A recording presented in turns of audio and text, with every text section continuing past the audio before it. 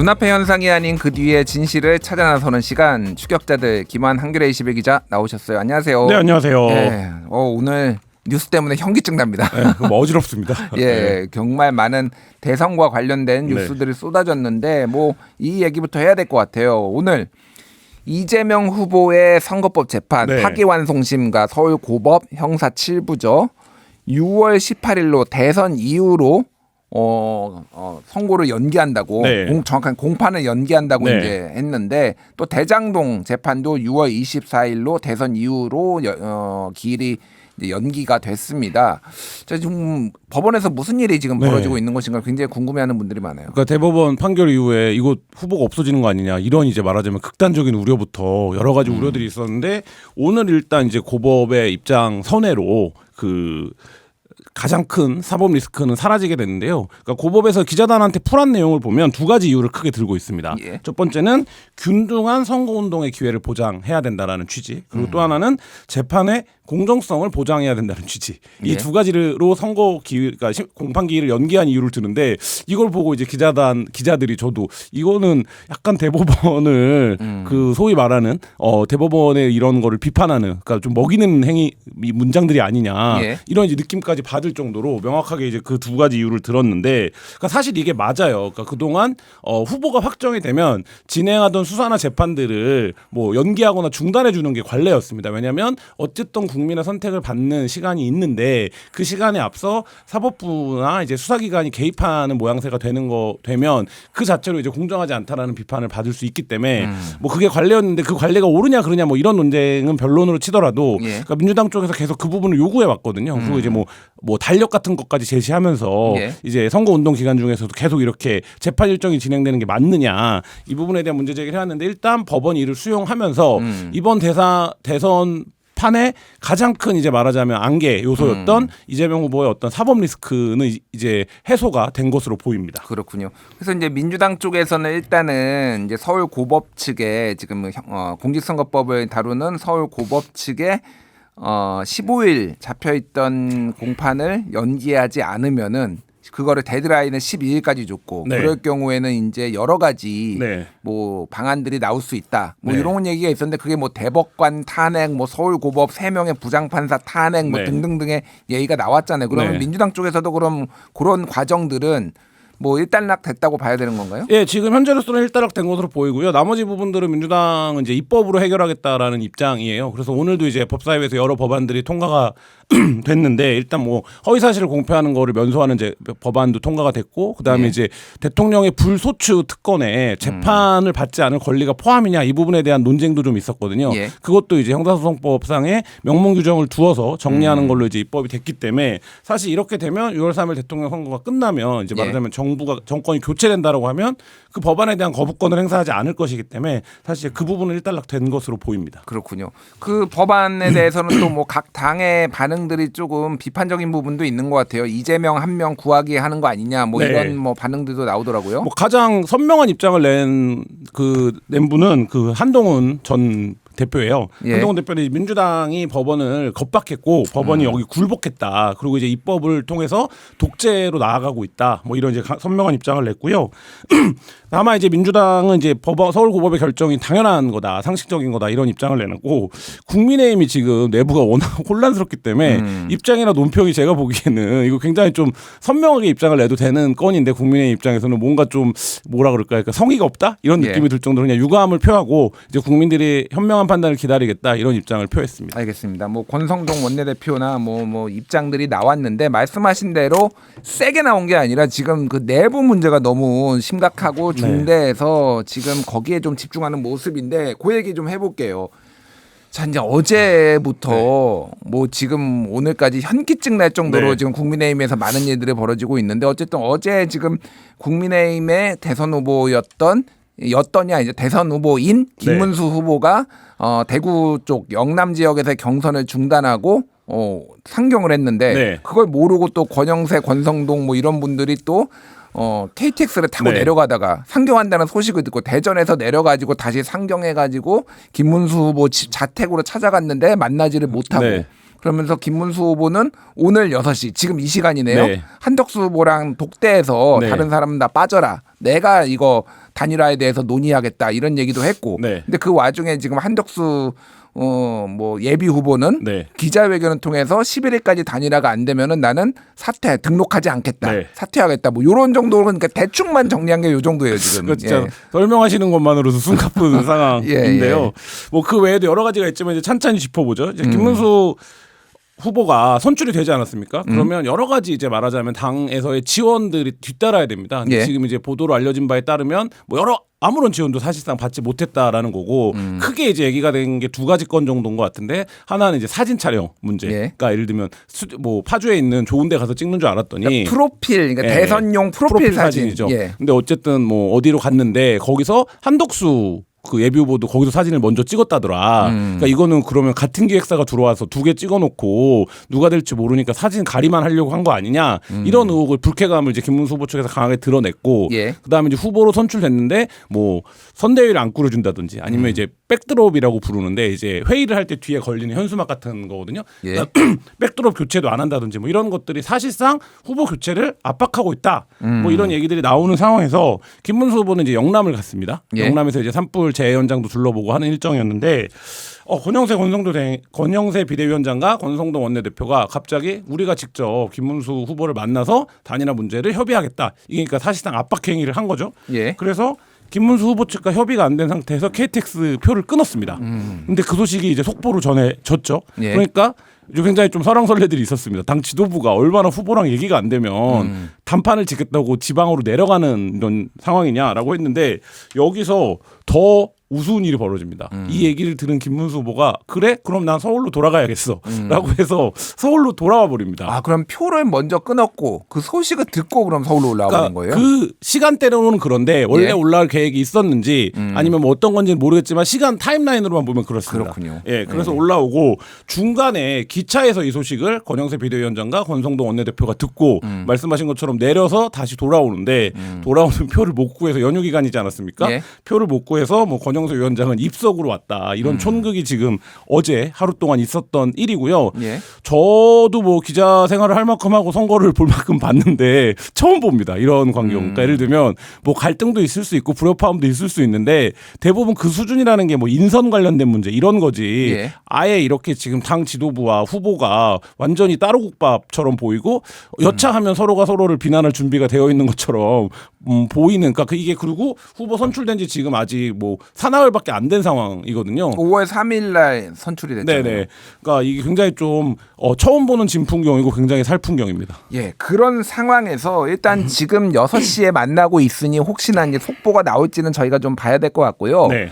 김문수 후보가 국민의힘의 전국위원회 그리고 전당대회 개최를 막아달라는 가처분을 법원에 신청을 했어요. 지금 7일에 예정돼 있잖아요. 네, 이게 지금 어떤 거냐면 김문수 후보를 지지하는 원외 이제 그 당협위원장들 7명이 뭐 장영하 변호사 이런 분들입니다. 그 가처분 신청을 신청한 거예요. 이게 뭐냐면 국민의힘이 예정하고 있는 전국위원회 전당대회 개최는 불법이다. 이 주장이에요. 이게 왜 그러냐면 김문수 후보는 정당하고 적법한 절차로 선출이 됐는데 갑자기 당 지도부가 후보 교체를 염두에 두고 이 이제 말하자면 전국위원회와 전당대회 개최를 추진하고 있는 거다. 예. 그러니까 이거는 정당법상의 위법행위다. 이렇게 주장을 하면서 지금 가처분을 냈는데 뭐 잘 아시다시피 가처분 신청은 판단이 빨리 나옵니다. 그러니까 내일 신문을 하고요. 8일 날 신문을 하고요. 9일 날 아마 결론이 나올 것을 그 전에 이제 나와 효력이 그 실효성이 있기 때문에 예. 나올 것으로 보이는데 이 가처분 신청도 이 국민의힘 내분 사태에 굉장히 중요한 분수령이 될 것으로 보입니다. 그렇군요.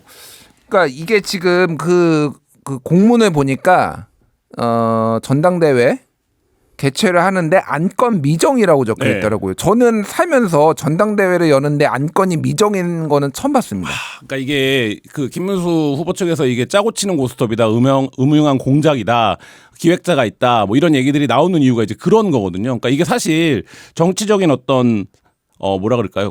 관례? 상도위 이런 거에 굉장히 어긋나는 지금 일들이 계속 이뤄지고 있는데 예. 말씀하신 것처럼 전당대회나 전국위원회를 하려면 반드시 왜 이거를 개최하는지에 대한 소집 안건이 있어야 되거든요. 근데 지금 소집 안건이 미정인 상태에서 대선 후보를 뽑았는데 이거를 한다. 그러니까 이게 가처분 신청이 제기된 이유가 거기에 있는 거거든요. 그러니까 예. 이게 사실상 후보 교체를 하기 위한 이 전당대회다. 이 주장을 지금 하고 있는 거거든요. 그러면 당 지도부나 이 전당대회를 소집한 쪽에서 그게 아니다. 전당대회 안건은 원래 이런 거다라고 이제 밝혀줘야 되는데 그걸 지금 못 밝히고 있는 상황이거든요. 예. 그렇게 되면 저는 이 가처분 신청이 인용될 가능성이 상당히 높지 않나 이렇게 이제 조심스럽게 전망도 됩니다. 그렇군요. 또 이제 당무 우선권을 놓고 여러 가지 논쟁이 있는데 어쨌든 국민의힘 당원당규상 대선 후보가 당무 우선권 그러니까 사실상 당대표의 역할을 하고 이런 여러 가지 사안을 판단할 수가 있는 거잖아요.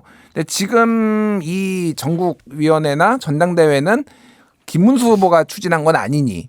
그러니까 이건 당무 우선권에 따라서 이거를 해제할 수도 있다. 뭐 이렇게 봐야 되는 건가요? 그러니까 그렇게 볼 수도 있고 이게 통상적으로 이게 이제 그 당원 당규의 규정이라는 게 사실 명확하지 않은 경우들이 꽤 있어요. 예. 왜냐하면 이게 결국엔 정당이 뜻을 같이 하는 사람들의 이제 말하자면 연합체 아니겠습니까? 그렇기 때문에 당원 당규를 아주 뭐 엄밀하게 적용하는 사항은 그 자체로 갈등이기 때문에 해석의 차이가 늘 있는데 저는 상식적으로 보면 당무 우선권이 그러니까 대통령 후보에게 있다라는 것만으로도 김문수 후보가 이거를 이제 말하자면 안 하겠다라고 할 수 있을 것 같은데 왜냐하면 당무에 대한 우선적 판단할 권한이 있는 거잖아요. 근데 지금 반대 얘기도 국민의힘에서 나오거든요. 그러니까 무슨 얘기냐면 당 지도부가 후보가 어떤 절차상의 문제나 뭐 흠결이 있다고 판단하면 후보를 교체할 수 있는 권한이 말하자면 비대위에 있다라는 얘기도 동시에 나오고 있거든요.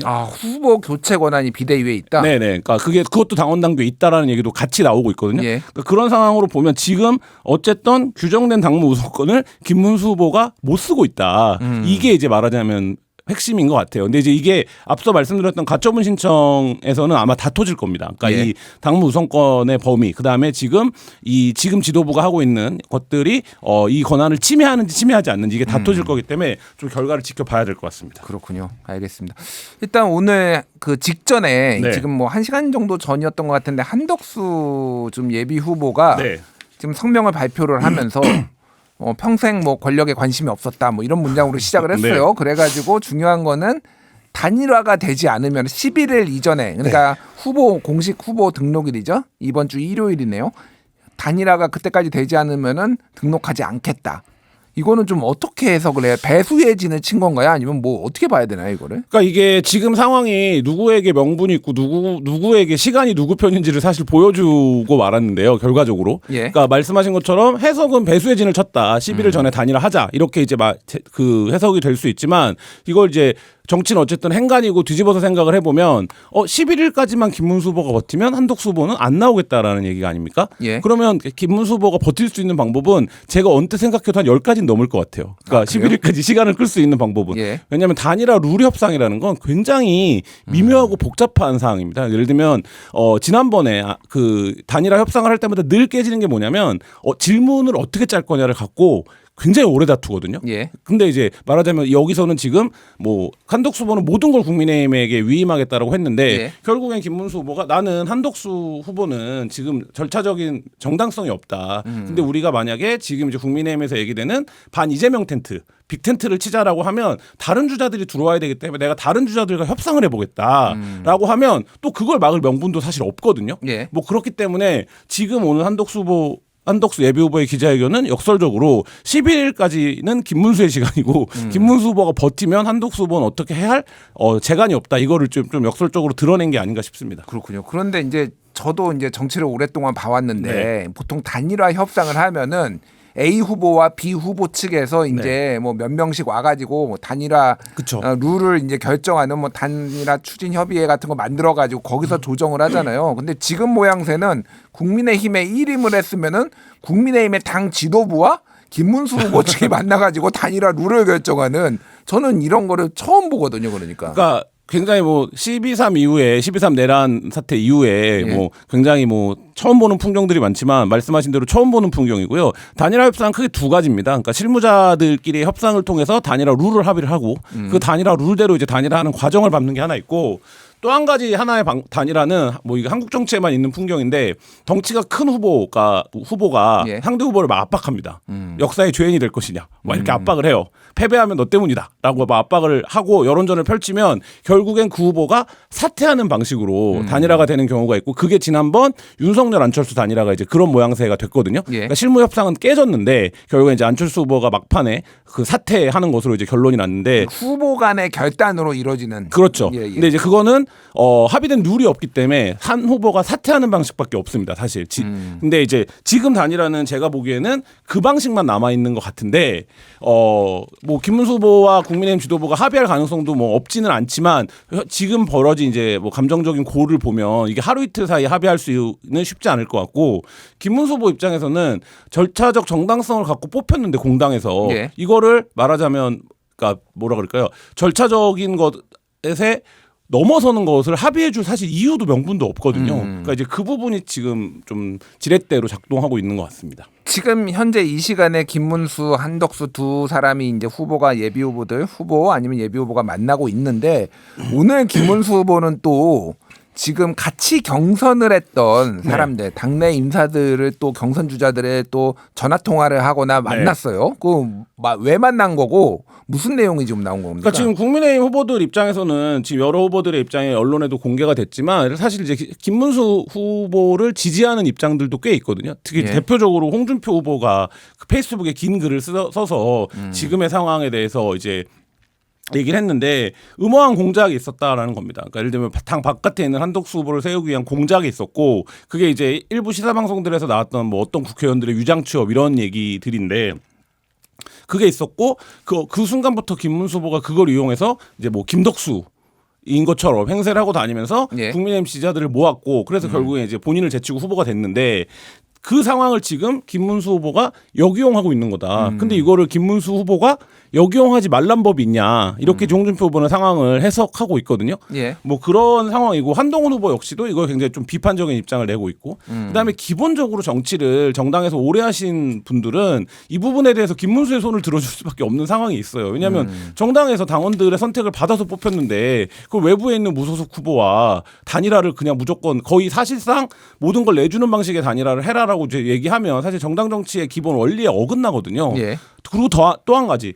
그럼에도 불구하고 가능하려면 한덕수 후보의 지지율이 압도할 수 있어야 됩니다. 그러니까 예를 들면 한덕수로 갈 경우에는 최소한 우리가 비등하게 가거나 이길 수 있다여야 되는데 오늘 아침에 나온 여론조사들 그리고 다수 여론조사들에 보면 오히려 김문수 후보가 비슷비슷하거나 추세를 보면 김문수 후보가 역전하겠는데 한덕수 후보보다 더 경쟁력이 있겠는데 이런 추세들이 지금 나오고 있거든요. 그렇기 때문에 사실 이게 뭔가 압도의 명분이 없기 때문에 좀 더 어려운 것 같습니다. 그렇군요. 뭐 여러 저희가 수치는 언급하지 않겠지만은 어쨌든 크게 보면은 오차범위 내에서 경합하는 게 더 많다 이 정도로 이제 말씀을 하신 것 같은데, 근데 윤희숙 여의도 연구원장 같은 경우에는 후보 교체 얘기까지 지금 해가지고 굉장히 일파만파. 결국은 이제 크게 보면은 여의도 연구원장도 당 지도부기 때문에 당 지도부가 그러면은 김문수 후보를 결국은 단일화에 미온적인 거, 약속을 안 지킨 것에 대해서 불만해가지고 아예 그냥 끌어내리려고 하는 거 아니냐? 그거는 어떻게 가능한 시나리오인가요, 그게?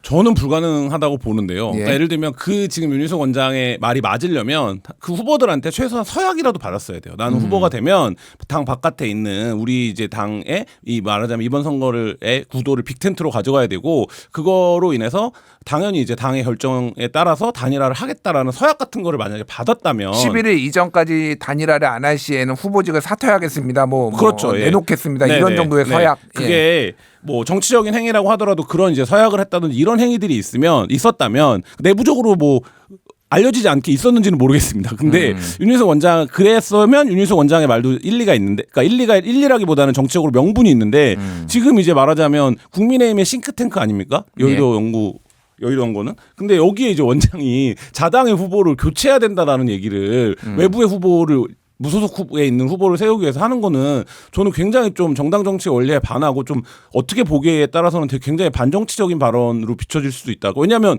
그러면 김문수 후보가 당장 되묻고 있는 거 아닙니까? 그럼 경선을 왜 한 거냐 당원들이 참여하는 뭐 이런 질문에 이제 직면할 거기 때문에 저 뭐 굉장히 좀 논란만 가열되고 있다 이렇게 보여집니다. 그렇군요. 그러니까 많은 사람들이 또 궁금한 게 어떻게 그렇게 김문수 후보의 그 말을 믿은 거냐 그러면 이 당 지도부는 그게 한덕수 총리와의 단일화가 그렇게 중요한 문제면 어떻게 그 말만 믿고 한 거냐 김문수한테 속은 거냐 네. 뭐 여러 가지 얘기가 나오고 뭐 옛날에 고문도 버텼던 사람이라서 네. 뭐 끝까지 버틸 거다 막 별 얘기가 다 나와요. 네. 좀 어떻게 보십니까? 그거는? 노동운동 뭐 SNS 상에서는 노동운동 후에 30년간 암약해서 드디어 예. 그 당을 파괴할 힘을 가졌다 뭐 이런 얘기까지 지금 그건 뭐 농담식으로. 예, 예. 짤로 나오고 있는데 그만큼 미스터리한 상황인 거죠.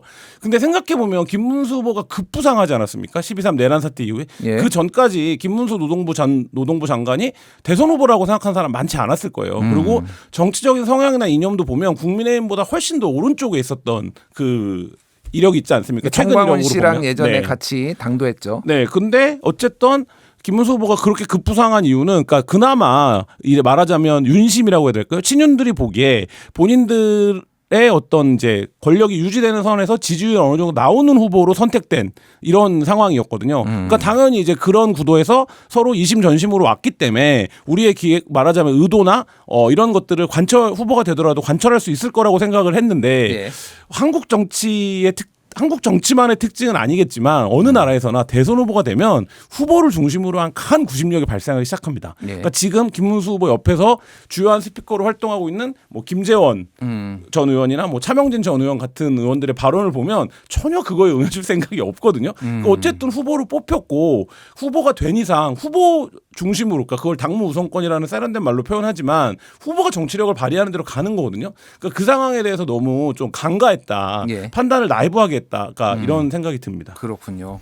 뭐 그래서 지금 그 국민의힘 의원들의 텔레그램 방에서는 네. 일부 의원들이 이거는 좌파들의 네. 조직 장악 네. 뭐 이런 전술이다. 조직 네. 탈취 전술이다. 막 네. 이런 얘기가 나와서 자당 후보한테 색깔론을 또 펼치는 거는 제가 네.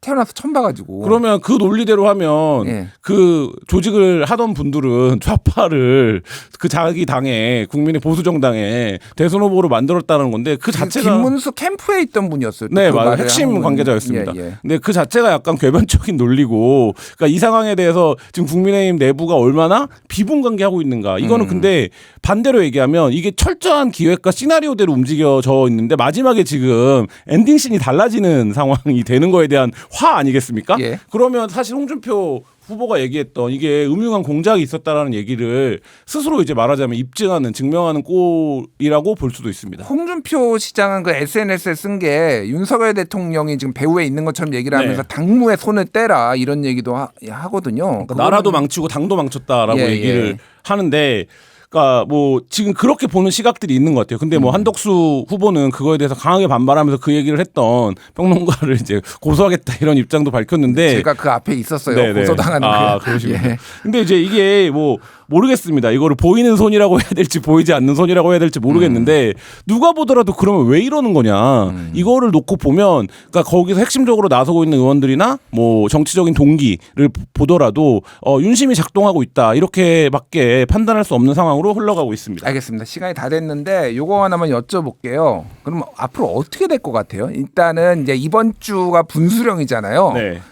그러면은 어떤 식으로 누가 남고 어떤 식으로 정리되고 이게 사태가 전개될 거라고 좀 보십니까? 오늘 둘의 단판, 한덕수, 김문수의 단판에서 어떻게 결론이 나느냐가 1차적으로는 가장 중요할 것 같고요. 근데 오늘 결론이 나진 않을 것 같습니다. 양쪽이 이제 단일화의 필요성 정도에만 공감을 하고 방식이나 이런 건 추후 논의하자 뭐 이런 정도 수준의 말하자면 상식적인 대화가 오간다면 앞서 말씀드렸던 것처럼 시간은 김문수 후보의 편이기 때문에 예. 김문수 후보가 어떻게든 11일까지 시간을 벌면 하면 김문수 후보가 결국 남는 거고, 그래서 김문수 캠프 쪽에 김재원 전 의원은 뭐라고 얘기하냐면 투표용지 한덕수의 이름은 없을 거다 이렇게까지 지금 단언하고 있는 상황입니다. 알겠습니다. 참. 뭐 여러 가지 평가가 네. 있겠지만은 너무 이례적인 상황 그리고 네. 정당 정치를 훼손하는 거 아니냐는 네. 우려들이 많이 나오는 상황을 지금 우리나라 유권자들이 어떻게 보실지 참 걱정입니다. 예, 추격자들 이렇게 마무리하겠습니다. 김한 기자 감사합니다. 네, 감사합니다.